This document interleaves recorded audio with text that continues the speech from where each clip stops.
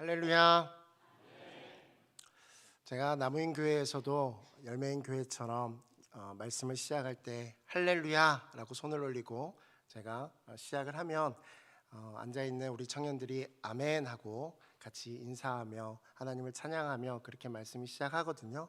그래서 오늘 이 시간에도 같이 그렇게 해주셨으면 좋겠는데 연습 없이 한 번에 가겠습니다. 할렐루야. 조금 늦으신 분들이 있어서 기회를 드리겠습니다. 한 번 더 하겠습니다. 할렐루야. 아멘.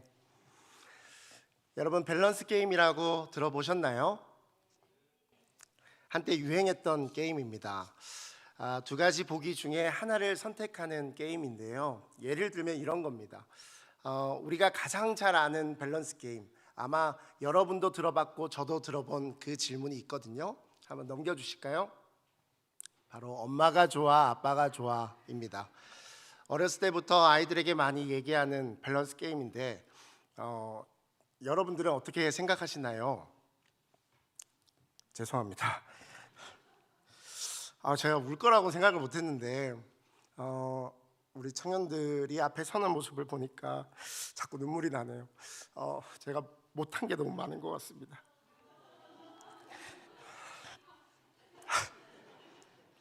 제가 청년들한테 못한 게 너무 많아서 그래서 좀 미안한 마음에 눈물이 나는 것 같습니다.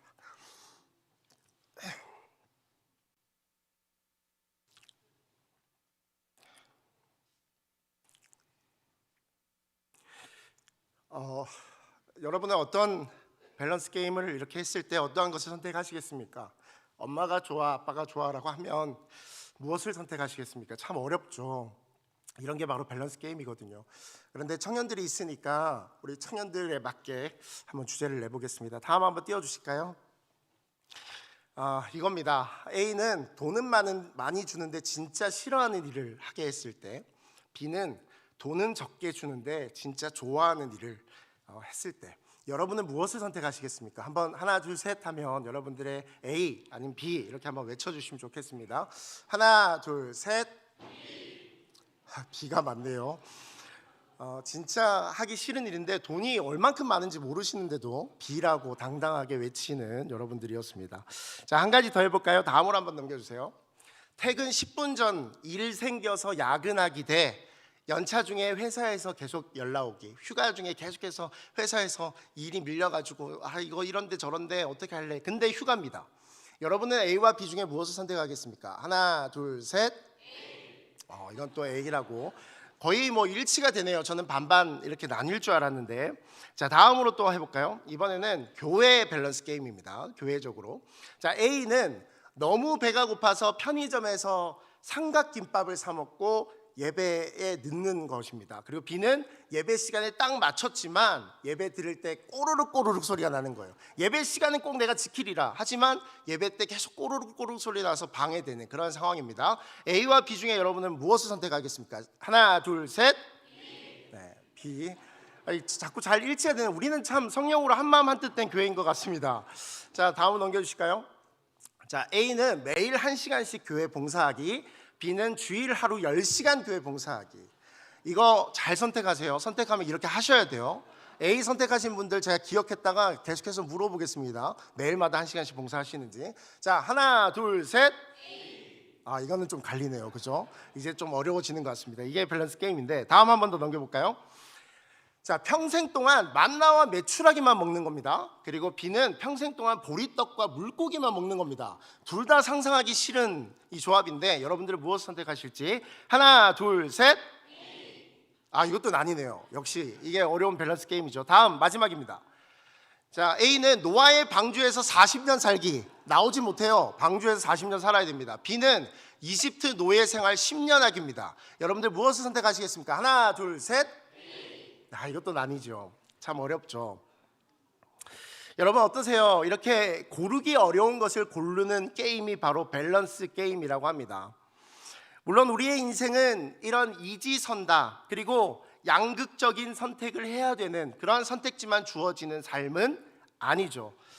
하지만 분명한 사실은 우리는 늘 선택의 연속됨으로 선택하고 선택하고 선택하고 또 선택하는 삶을 살아간다라는 것입니다. 벌써 다음 주일이면 성탄절이 하루 앞당겨지는 주일이 됩니다. 성탄절이 다가온다라는 것은 2023년이 끝이 난다는 것이죠. 여러분들은 또 선택해야 될 겁니다. 무엇을 선택하죠? 2024년 내가 무슨 목표로, 무엇을 위해서, 무엇을 나는 귀중하게 생각할 것인가 라는 것을 준비하며 선택하게 됩니다. 저는 여러분들이 오직 믿음을 선택하시길 간절히 축원합니다. 오직 성경을 선택하시길 간절히 축원합니다. 오직 예수 그리스도를 선택하시길 간절히 소망합니다. 그리고 또 뭐가 있을까요? 제가 또 무엇을 얘기할까요? 2가지 남았는데 오직 뭐일 것 같습니까? 여러분들 큰일 났습니다. 우리 10월 31일 날 종교개혁주일 날 그렇게 담임 목사님께서 열변을 토하면서 설교하셨는데 2개 남았는데 오직 은혜가 남았죠. 오직 은혜를 선택하시는 저와 여러분들에게 간절히 축원합니다. 마지막은 뭘까요? 이거 돌리는 거예요. 뭘까요? 오직 하나님께 영광을 돌리시는 저와 여러분들에게 간절히 축원합니다. 그런데 우리가 선택을 하지만 이 선택한 곳이 온전히 우리의 삶에 있어서 여러 가지 것들을 선택하지만 그 선택할 때는 우리가 이것을 선택했을 때 내가 이득이 될 것 같고 내가 기쁠 것 같고 내가 즐거울 것 같고 내가 행복할 것 같아서 선택들을 합니다. 그런데 그러한 선택들의 결과물이 여러분에게 즐거움과 기쁨과 늘 평안을 주시는 그러한 결과물로 다가오던가요? 저는 저의 선택에 있어서 늘 선택의 연속이었지만 특히 큰 것을 선택할 때는 하나님께서 꼭 그 선택의 결과물을 제가 원하는 대로, 제가 예측한 대로, 제가 바라는 대로 주시지는 않았던 것 같습니다. 우리가 선택할 때는 나에게 있어서 좋은 것을 위해서 선택하지만 그러나 하나님께서는 그것이 아닌 결과물을 줄 때가 있다라는 것이죠. 오늘 본문 말씀에 이스라엘도 선택을 했는데 그 선택 가운데 그들의 삶은 자신들이 생각하고 자신들이 구원의 기쁨을 누리던 그러한 것이 아님을 경험하게 됩니다. 오늘 본문 말씀의 책의 제목이 뭐죠? 출애굽기입니다. 출애굽기는 말 그대로 애굽에서 나오는 것이죠. 출애굽하는 것입니다. 좀 더 얘기를 하면 애굽에서 탈출하는 이야기이죠. 이것은 하나님께서 인도해 주신 일입니다. 이스라엘 백성들이 선택했지만 하나님의 구원의 길을 선택했지만 그러나 이 모든 일들은 하나님께서 이 이스라엘 백성들을 구원해 주시기로 작정하시고 인도하신 일이다라는 것을 성경에 분명하게 증언하고 있습니다. 그런데 이 사람들이 출애굽하고 나서 가야 할 그 약속의 땅은 가나안 땅이거든요. 정말 기나긴 여정이었습니다. 우리 지도를 한번 보면서 얘기해 볼까요? 지도에 보면 고센 땅, 애굽의 고센 땅이라는 곳에서 이스라엘 민족들이 살고 있었는데 이 고센에서 나와서 숫꽃, 예담, 또 마라 이렇게 홍해를 가로지르면서 이스라엘이 가나안으로 가는 그러한 루트를 이 화살표로 보여주는 그런 지도입니다. 근데 지도를 보면 시내산을 넘어서 가데스 바네아까지 쭉 돌아갔다가 가데스 바네아에서 이상하게 한 바퀴를 삐르릉 돌고 그리고 나서도 바로 가나안이 아니라 조금 돌아가는 느낌의 가나안 땅으로 가는 모습을 우리는 보게 됩니다. 지금 보는 이 지도의 모습은 이스라엘이 광야에서 40년 동안 살았던 그 생활을 지도로 표시한 지도입니다. 그런데 여러분 잘 보세요. 이 지도를 보면 우리는 바로 캐치할 수 있을 거예요. 한번 넘겨주실까요? 어디로 가면 가장 빠른 길이겠습니까? 화살표로 제가 친절하게 그려놨죠. 지중해 해안선으로 가로질러 가면 가장 빠른 길입니다. 신명기에서는 이 빠른 길이 열 하룻길, 11일이면 닿을 거리, 11일이면 도착할 거리를 우리가 이렇게 돌아서 왔다라고 고백하는 고백이 있습니다. 왜 하나님께서는 구원해 주시기로 작정한 이스라엘 민족들을 바로 가장 빠르고 가장 좋은 가나안 땅으로 직행할 수 있는 길을 포기하고 왜 이렇게 광야의 40년의 길을 선택하게 하셨을까요? 그 이유를 오늘 본문 말씀에서는 이렇게 증언합니다. 우리 17절 말씀 한번 읽어볼까요? 읽어보겠습니다. 시작. 그가 백성을 보낸 후에 블레셋 사람의 땅의 길은 가까울지라도 하나님이 그들을 그 길로 인도하지 아니하셨으니 이는 하나님이 말씀하시기를 이 백성이 전쟁을 하게 되면 마음을 돌이켜 애굽으로 돌아갈까 하셨습니다. 아멘. 왜 가장 빠른 길로 하나님께서 허락하시지 않았다고요? 돌아가는 길을 왜 가게 하셨다고요? 그 이유는 블레셋을 만나서 그 블레셋을 만나면 당장에 이스라엘 민족은 출애굽한 그저 노예 생활을 하다 나온 그런 연약한 민족이었고 도망치듯 나왔기 때문에 그들이 가지고 있는 것은 전쟁에 특화된 것은 가지고 있지 않기에 당연히 철기 문명을 이루고 있었던 블레셋과 맞닥뜨리면 당연히 게임이 되지 않을 것이고 그렇게 되면 그들이 큰 벽을 맞이한 것처럼 느껴서 결국엔 그들의 선택이 하나님의 약속의 땅인 가나안이 아니라 다시 애굽 땅으로 돌아가기를 선택할 것임을 하나님께서 아셨기에 이렇게 돌아가게 하셨다라는 것입니다. 여러분, 여러분의 현재는 어떻습니까? 저와 여러분들의 지금의 삶은 어떠십니까? 지름길로 가듯이 탄탄대로의 삶을 살아가고 계십니까? 감사합니다. 아니면 하는 것마다 어려움을 겪는 더딘 길, 대체 구원받은 백성으로서 하나님을 믿는 사람으로서 그리스도인이라고 하면서 이것이 과연 복된 길인가? 라고 하소연밖에 나올 수 없는 그러한 상황에 처해 있습니까? 오늘 말씀을 통해서 저와 여러분이 하나님을 믿고 구원받은 백성임에도 불구하고 어려운 길을 가고 있다면 그것은 내가 잘못된 길을 선택해서가 아니라 나의 능력이 부족해서가 아니라 나의 죄, 나의 어려움 때문이 아니라 하나님께서 그 길을 인도하고 계심을 기억하시기를 바랍니다. 어려운 길, 더딘 곳, 훈련받아야 할 때라는 것을 저와 여러분들이 기억하시길 간절히 축원합니다. 왜 이렇게 더딜까? 아니요, 어떤 것을 훈련시키는 것일까? 라고 질문할 수 있는 저와 여러분 되었으면 좋겠습니다. 하나님께 의문을 가지고 하나님 앞으로 나아가는 저와 여러분 되기를 간절히 축원합니다. 이스라엘의 40년 광야 훈련이 시작되는데 그 길은 세상의 관점으로는 답답한 길입니다. 가로막힌 길이라고 하거든요. 출애굽기 14장 3절에 바로가 이렇게 고백하는데 우리 한번 읽어볼까요? 출애굽기 14장 3절 말씀 시작. 바로가 이스라엘 자손에 대하여 말하기를 그들이 그 땅에서 멀리 떠나 광야에 갇힌 바 되었다 하리라. 아멘. 바로가 볼 때 이스라엘 백성들이 탈출한 선택지는 갇힌 바 된 선택이었습니다. 다시 말해서 도관에 든 쥐와 같다라는 평가인 거죠. 세상의 관점에서는 불평, 불만이 나올 수밖에 없는 선택지입니다. 그곳에 전혀 이성적인 판단이나 근거로는 만족할 수 없는 결과물이 있는 곳이 지금 이스라엘이 걷고 있는 40년 광야 생활이라는 것입니다. 왜 광야 생활이 그렇게 보여질까? 광야라는 곳은 결핍이 존재하는 곳이기 때문이에요. 마실 물이 여의치 않습니다. 먹을 식량을 기대하기가 어렵습니다. 빠르게 도망 나와야 했던 노예 신분의 이스라엘 민족이 버티기에는 너무나 가혹한 곳이 바로 광야라는 곳이죠. 왜 하나님은 훈련하시더라도 이렇게 결핍이 있는 장소에서 훈련을 시키셨을까요? 그 이유는 결핍을 통해서 사람은 성장하기 때문이라고 생각합니다. 많은 사람은 엘리트 코스를 밟기를 원하죠. 모든 것이 충족되고 모든 것을 누릴 수 있는 삶, 그것이 가장 좋은 삶이라고 생각합니다. 그런데 그런 사람은 결핍을 공감하지 못합니다. 왜냐하면 그는 결핍을 당해본 적이 없기 때문일 거예요. 스스로에겐 불평불만 없는 인생일지라도 그 인생을 통해 다른 사람을 공감하지 못한다면 그 사람은 관계의 기쁨을 주지도 못하고 받지도 못하는 사람이 됩니다. 관계에서 오는 기쁨을 알 수 없는 사람이 되는 것이죠. 작년 6월쯤에 제가 금요기도에서 간증을 했었는데요. 저는 어린 시절에 관계의 결핍을 느껴보았었습니다.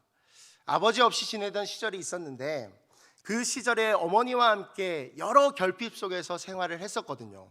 그게 지금 저희 첫째 딸인 이현이 나이쯤 되었을 때였습니다.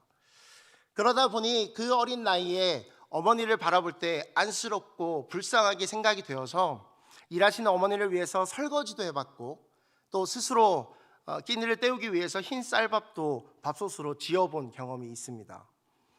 그리고 사람의 결핍 때문에, 사랑의 결핍 때문에 관계의 소중함을 알게 되었고, 그 속에서 다른 사람의 마음을 헤아리는 것이 관계에서 얼마나 중요한 일인가라는 것을 배우게도 되었습니다. 하나님께서 감사하게도 저희 가정에 밥을 굶는 그런 가난을 주시진 않았지만, 그러나 원하는 것을 다 가질 수 있는 부유함 또한 주시지 않았거든요. 그래서 아르바이트를 해야지만 내가 원하는 물건을 살 수 있는 그런 가정이었습니다. 그래서 그러한 아르바이트를 통해서 사회의 쓴맛을 통해 누구도 나를 지켜주지 못하는 보호의 결핍을 경험해 보았습니다. 지금 생각해 보면 결핍을 느꼈던 그 순간들이 저의 귀한 자산이 되었다라고 확신할 수 있습니다. 그러한 삶이 모아져서 지금 여러분들이 보고 있는 제가 있는 것입니다. 분명한 것은 어려운 결핍을 경험했던 그러한 어려운 삶이었지만, 그 삶 가운데 하나님께서는 저의 생명을 지켜주셨고, 그리고 잘못된 방향으로 죄로 나아가지 않도록 저를 붙잡아 주셨다라는 것입니다. 이스라엘 백성들도 마찬가지입니다. 오늘 본문 말씀은 이렇게 고백하는데요, 21절과 22절 우리가 함께 읽어보겠습니다. 21절 시작. 여호와께서 그들 앞에서 가시며 낮에는 구름 기둥으로 그들의 길을 인도하시고 밤에는 불 기둥을 그들에게 비추사 낮이나 밤이나 진행하게 하시니, 낮에는 구름 기둥, 밤에는 불 기둥이 백성 앞에서 떠나지 아니하니라. 아멘. 하나님께서 구름 기둥과 불 기둥으로 인도하시는 그 훈련의 길, 광야의 40년입니다. 그 길이 바로의 눈에는, 세상 사람들의 관점에는 막힌 길처럼 보이는 길이라는 것입니다. 여러분, 막힌 길을 두려워하지 마시길 바랍니다. 왜냐하면 그 길은 정말 막힌 길이 아니기 때문입니다. 세상의 관점에서 보면 막힌 길, 막다른 길일 수 있습니다. 하지만 하나님께서 저와 여러분을 떠나지 않으시고 오히려 길을 인도해 주시고 지키시는 분이심을 믿으시기 바랍니다. 이스라엘의 구름 기둥, 불 기둥으로 인도하심을 더욱더 상세히 보여주는 본문이 있는데, 바로 민수기 9장 말씀입니다. 민수기 9장 15절을 보면 제가 읽어드리겠습니다. 성막을 세운 날에 구름이 성막 곧 증거의 성막을 덮었고, 저녁이 되면 성막 위에 불 모양 같은 것이 나타나서 아침까지 이르렀으되. 아멘. 광야 생활에 하나님께서 함께 하심을 상징하는 것이 바로 성막이었는데, 이 성막을 세우게 하시고 이 성막을 하나님께서 구름으로 덮으시고, 저녁에는 불기둥이라고 출애굽기 말씀에는 표현되는데, 민수기에서는 불 모양과 같은 것으로 보이는 그 구름 기둥 혹은 구름이 아침까지 지켜 주었더라라는 것입니다. 17절과 18절을 우리가 함께 읽어볼까요? 17절과 18절 같이 읽겠습니다. 시작. 구름이 성막에서 떠오르는 때에는 이스라엘 자손이 곧 행진하였고, 구름이 머무는 곳에 이스라엘 자손이 진을 쳤으니, 이스라엘 자손이 여호와의 명령을 따라 행진하였고 여호와의 명령을 따라 진을 쳤으며, 구름이 성막 위에 머무는 동안에는 그들이 진영에 머물렀고. 아멘. 이스라엘 자손이 가나안 땅이라는 목표가 있지만 그 목표를 향해서 길을 떠나는 것이 아니라 여호와 하나님의 명령에 따라서 길을 나선다라고 성경은 증언합니다. 19절과 20절 말씀도 우리 계속해서 읽어볼까요? 19절과 20절 시작. 구름이 성막 위에 머무는 날이 오랠 때에는 이스라엘 자손이 여호와의 명령을 지켜 행진하지 아니하였으며, 혹시 20절입니다. 시작. 혹시 구름이 성막 위에 머무는 날이 적을 때에도 그들이 다만 여호와의 명령을 따라 진영에 머물고 여호와의 명령을 따라 행진하였으며. 아멘. 구름 기둥이 움직이지 않고 그대로 성막 위에 있게 되면 그대로 움직일 수가 없는 것입니다.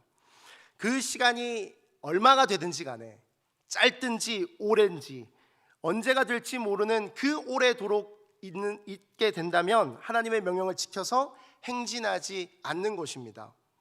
반대로 이제 막 다른 장소로 도착했지만, 이제야 이 장소에 도착했지만 성막위에 구름이 이동한다면, 기다려주지 않고 지체하지 않고 이동한다면 지체 없이 그들은 다시 짐을 싸서 그 구름 기둥을 따라서 이동해야 합니다. 22절을 보면 이틀이든지 한 달이든지 1년이든지 어떤 장소, 어떤 상황, 어느 때까지 이런 요소, 여러 요소들이 그들의 행진에 영향을 주지 않는다라고 증언합니다. 23절 말씀 우리가 같이 읽어볼까요? 23절 시작. 곧 그들이 여호와의 명령을 따라 진을 치며 여호와의 명령을 따라 행진하고 또 모세를 통하여 이르신 여호와의 명령을 따라 여호와의 직임을 지켰더라. 아멘. 여러분, 이러한 삶이 얼마나 힘든 삶일까요? 우리가 읽을 때는 그래, 눈앞에 보여지는 저 신비로움, 저 대단한 구름 기둥, 불 기둥 따라가는 것이 뭐가 어렵다고. 그래, 따라가면 되지. 잠깐 그곳에 머무른다 할지라도 다시 짐을 싸서 가면 되지. 그러나 여러분, 여러분이 생각하는 현재의 삶 가운데 내가 이제서야 이 노력과 또 내 선택한 결과물을 이제서야 내가 누릴 수 있을 그때에 하나님께서 옮기시게 된다면 여러분들은 과연 그것을 기쁜 마음으로 옮겨질 수 있으실까요? 올해 제 인생에 있어서 정말 경험해 보지 못한 어려움을 겪었습니다. 바로 성대결절이라는 것을 경험했습니다. 처음에는 목소리가 나오지 않아서 그저 앞에 감기를 심하게 앓았기 때문에 감기의 연속이겠거니라는 생각을 했습니다. 그런데 하루가 지나고 이틀이 지나고 3일이 지나고 한 주가 지나고 2주가 지나고 이것이 낫지 않고 오히려 더욱더 목이 더 힘들어지는 그러한 경험을 하게 되니까 정말 두렵고 불안하고 무서웠습니다. 왜냐하면 저는 설교도 잘하지 못하고 목회자로서 뭔가 대단한 영성이 있는 것도 아니고 잘난 것이 없는 목회자라고 생각하는데, 그나마 여러 분야들을 조금씩 열심히 하는 것이 저의 장점이라 생각하는데, 그런데 찬양하는 목소리가 나오지 않아서 찬양의 자리를 설 수 없다면 저의 인생 가운데 이것은 목회를 하지 말라는 뜻이 아닌가라는 생각이 드는 두려움 그 자체였기 때문입니다. 그래서 하나님 앞에 그러한 어려움을 토로했습니다. 하나님, 왜 저에게 이러한 어려움을 주십니까? 왜 성대결절입니까? 평생 목이 쉬더라도 하루면 돌아왔던 그 목이었는데, 아무리 중고등학교 때 노래방에 가서 그렇게 말달리자를 열심히 불러도, 말달리자가 제 18번이었거든요. 그렇게 목이 터져라 음정 무시하고 가음을 지르고 고래고래 질러도 다음 날이면 나았던 목이 왜 지금 이 시기에 가장 활발하게 해야 될 이 시기에 목소리가 나오지 않게 되는 것입니까? 라고 그렇게 많이 원망 불평했었습니다. 병원비와 약값도 많이 들었고요. 심지어 낫기 위해서 목을 쓰면 안 되잖아요. 목을 절대 쓰지 말라 하더라고요. 제가 목 쓰는 일을 하는데요 라고 선생님한테 얘기하니까 그래도 쓰면 안 된대요. 그러면 뭐 어떻게 하라는 소리인지 모르겠는데, 그래서 교목으로 학교에 나가서도 아이들에게 소곤소곤 얘기하고 작게 얘기하고, 그리고 저희 아내한테는 미안하지만 집에 들어가서는 말 시키지 말라고 카톡하고 그랬거든요. 저희 아이들한테도 잠깐 그냥 아니야 뭐 그 정도만 얘기하고 말을 하지 않았습니다. 왜냐하면 노력해서 빨리 제자리로 돌아가야 한다라는 그 생각밖에는 없었거든요. 병원에서는 이것이 오래 가면 뭐 한 달이 갈지 1년이 갈지 아니면 계속해서 낫지 않을지 모른다라고 이야기를 하니까 저는 오히려 불안감에 쌓일 수밖에 없었습니다. 그런데 한 3주쯤 한 달이 꽉 채워질 때쯤 되었는데요, 우리 청년부에서 주일날 모든 사역이 끝나고 도원교회 청년부 찬양 집회를 참석했던 적이 있습니다. 저녁 7시였는데 그때도 저는 정말 가기 싫었거든요. 왜냐하면 사역을 다 끝나서 피곤함도 있었지만 안 그래도 목이 안 나오는데, 그 당시에 목을 관리해야 됐기 때문에 앞에 서는 것 외에는 예배 시간에도 그냥 입만 뻥긋뻥긋했지 목소리를 내지 않았었습니다. 그래서 그곳에 간다고 한들 내가 무엇을 할 수 있나, 청년들과 함께 찬양을 할 수도 없고 같이 기도를 뜨겁게 하기도 못할 텐데 가서 과연 무엇이 유익할까라는 생각을 했습니다. 그런데 기도의 시간이 되고 찬양을 부르고 정말 2시간 내내 찬양만 하더라고요. 끝나니까 9시 반 정도 됐던 것 같습니다. 그렇게 2시간 내내 찬양하는 그 시간 가운데 딱 기도하는 첫 기도의 시간에 하나님 앞에 이러한 생각이 들었습니다. 하나님, 내가 목회자로 결단한 것은 가장 처음의 이유가 하나님 앞에 예배드리는 것이 너무나 기뻤고 하나님 앞에 예배자로 살아가기를 서원하면서 목회자의 길을 가기를 첫 시작이 그러했는데, 예배하는 것이 너무나 소중했던 저였는데 지금은 예배 시간에 목을 아낀다고 찬양을 하지 않고 있습니다 라는 그 고백이 나오더라고요. 그래서 그 자리에서 결단했습니다. 하나님, 저 이제부터 예배 시간에 찬양이 나오면 찬양을 뜨겁게 부르겠습니다. 예배 시간에 성경을 읽으면 성경을 큰 소리로 읽겠습니다. 기도의 시간이 오면 정말 열심히 기도하겠습니다. 그래서 하나님께서 이 목이 인간적인 방법에 반대되는 행위이기에 낫지 않게 하신다면 하나님, 그러면 그대로 겸허히 받아들이겠습니다. 대신 평상시 생활에는 제가 열심히 목을 관리하고 아끼겠습니다. 다만 예배할 때만이라도 하나님을 찬양하겠습니다. 그렇게 결단하게 되었습니다. 그 결단을 하고 나서 정말 큰 소리로 그 찬양과 함께 찬양을 시작하니까요, 눈물은 계속 나더라고요. 뭔가 정말 저한테 있어서는 큰 결심이었거든요. 이 이상 목을 쓰면 정말 목이 아예 안 돌아올 수도 있겠다라는 그 결단을 가지고 했던 결단이었기에 저는 정말 눈물이 났지만 마음은 오히려 평안했고 즐거웠습니다. 그런데 여러분, 정말 감사하고 정말 놀라운 것은요, 이후에 그날은 별다른 효과가 없었지만 이후에 예배 시간만 되면, 예배가 아닐 때는 아침에 자고 일어나면 여전히 목소리가 나오지 않았지만 예배의 시간만 되면 하나님께서 목소리를 나오게 하시는 거예요. 그러면서 한 주가 지나가니까 하나님께서 목소리가 회복됨을 경험시켜 주셨습니다. 저는 그렇게 생각합니다. 그 당시에 제가 결단하지 않았더라도 목을 아끼면서 치료를 받았으면 인간적인 방법으로 계속해서 해나가더라도 목이 돌아올 수도 있었을 거라고 생각합니다. 그러나 그렇게 목이 돌아왔다면 저는 목회를 계속해서 할 수 없는 사람이 되었을 거라고 생각합니다. 하나님 앞에 결단해보고 하나님 앞에 지금은 훈련의 때이다라는 것을 깨닫고 나서 하나님 앞에 의지해 본 그 경험이 없이 목회를 계속했다면 저는 그저 사람의 생각과 사람의 기쁨으로만 목회하는 목회자가 되었을 것입니다. 여러분, 우리의 삶을 하나님께서는 왜 이런 방법으로 자꾸만 인도하실까요? 이것을 통해서 한 가지 확실한 훈련을 시키기 위해서입니다.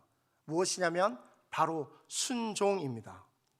순종이라는 단어가 나오면 롯과 아브라함이 떠오릅니다. 여러분, 롯과 아브라함이 같이 살고 있다가 어느새 두 집안이 같이 살 수 없게 된 것을 여러분 혹시 기억나시나요? 그래서 롯이 먼저 아브라함의 배려에 의해서 먼저 좋은 땅을 고릅니다. 롯은 이렇게 이야기합니다. 창세기 13장 10절에 보면 이렇게 고백합니다. 롯이 눈을 들어 요단 지역을 바라본즉 소알까지 온 땅에 물이 넉넉하니 여호와께서 소돔과 고모라를 멸하시기 전이었으므로 여호와의 동산 같고 애굽 땅과 같았더라. 아멘. 욥이 보기에는 욥이 선택한 그 땅, 그리고 선택하고 싶은 그 땅은 에덴 동산 같은 땅이었습니다. 애굽과 같이 모든 것들이 완벽한 땅이었습니다. 세상의 관점에는 그 땅만한 땅이 없어 보였습니다. 그렇다면 그곳은 어찌 보면 욥의 입장에서는 하나님이 주신 복의 기회였을 거라고 했다고 생각합니다. 그런데 욥은 그 땅으로 가서 살게 되었을 때 우리가 알다시피 그곳에서 자신이 생각한 대로 행복과 기쁨만이 넘치는 삶이 아니었습니다. 우리가 알다시피 그곳에서 소돔과 고모라는 불타 없어져 버렸습니다. 베드로후서는 롯의 인생을 이렇게 평가합니다. 2장 7절에 보면 무법한 자들의 음란한 행실로 말미암아 고통당하는 의로운 롯을 건지셨으니. 아멘. 롯을 의롭다라고 평가하거든요. 롯이 정말 의로운 행위를 해서 의롭다가 아니라 롯은 하나님의 자녀의 신분, 하나님께 구원받은 사람의 신분이었다라고 이야기하는 것입니다. 그래서 8절에 이렇게 이야기합니다. 이는 이 의인이 그들 중에 거하여 날마다 저 불법한 행실을 보고 들음으로 그 의로운 심령이 상함이라. 아멘. 저와 여러분은 우리의 생각에, 또 우리는 이 현실을 살고 있기 때문에 이 현실의 법칙에 벗어나기가 어려워서 우리가 이 현실의 법칙 속에 생각할 때는 저곳으로 가면 정말 내가 잘 살 수 있는 것이겠구나. 저것을 선택하면 이것이 하나님의 복이 있겠구나. 하나님께서 내가 이것을 선택하면 분명한 복을 누리게 하시겠구나 라고 생각하는 것들을 우리는 선택하고 또 그곳으로 나아가는 것 같습니다. 그러나 그곳은 오히려 하나님의 구원을 받은 백성들에게 날마다 의로운 심령을 상하게 하는 장소가 될 수도 있다는 사실을 기억하시기 바랍니다. 아브라함은 완전히 다른 선택을 합니다. 롯이 선택하고 난 이후에 반대로 나아가는 선택을 하는 것이죠. 그런데 그것은 자신의 선택이 아니라 어쩔 수 없는 나아감이었습니다. 어쩔 수 없이 거기밖에는 선택할 수 없었거든요. 설상가상 롯이 먼저 선택하여서 남는 그 땅은 좋은 땅이 안 되고 안 될 만한 이유밖에는 없는 땅이었습니다. 그런데 그곳에서 하나님은 아브라함에게 약속하셨습니다. 너는 복이 될 것이다. 사랑하는 나무인교회 청년 여러분, 그리고 사랑하는 안동동부교회 성도 여러분, 여러분의 인생의 모든 선택의 자리에서 나의 판단과 나의 의지를 담으려고 하지 마시기를 바랍니다. 내가 모든 것들을 선택하고 계획한다고 모든 것들이 좋은 방향으로 가는 것이 아님을 기억하시기 바랍니다. 저와 여러분이 늘 문제를 해결하려고만 드는 사람이 아니라 문제를 해결받는 사람이 되시기를 간절히 소원하는 저와 여러분들에게 간절히 축원합니다. 여러분들의 삶이 지금 광야와 같은 삶입니까? 아니면 앞으로의 미래가 광야와 같은 미래밖에는 그려지지 않습니까? 여러분, 선택하기를 포기해 보십시오. 그리고 하나님을 의지하기를 결단해 보십시오. 그리고 기도의 자리로 나와서 하나님을 크게 불러 보십시오. 그 자리에서 하나님께서 여러분을 위한, 여러분에 의한 좋은 것들로 예비해 놓으심을 경험할 줄 믿습니다. 기도하겠습니다. 사랑과 은혜의 하나님, 저희는 아무것도 알 수 없고 그렇기에 불안과 또 어려움을 가지고 저희들은 끊임없이 노력하며 앞날과 앞길을 선택하고 계획합니다. 그러나 하나님, 성경의 인물들은 자신의 선택과 자신의 계획으로 성공하지 않음을 성경은 저희들에게 말씀하고 있는 것을 이 시간 깨닫게 하여 주시옵소서. 저희는 그저 선택하고 계획하는 것이 중요한 것이 아니라 그저 하나님께서 무엇을 바라보고 계신지, 하나님께서 어디로 가기를 원하시는지, 하나님께서 나를 바라보시는지를 깨닫는 것이 가장 중요함을 기억하게 하여 주시옵소서. 그래서 이 한 주간 하나님만 바라보기를 결단하고 하나님을 따라가기를 결단하고 하나님의 말씀에 순종해 보기를 결단하여서 그 어려운 결단 속에 하나님의 놀라우신 계획하심과 하나님의 놀라우신 준비하심을 경험하는 안동동부교회 모든 성도들이 되게 하여 주시옵소서. 감사드리며 예수 그리스도의 이름으로 기도드립니다. 아멘.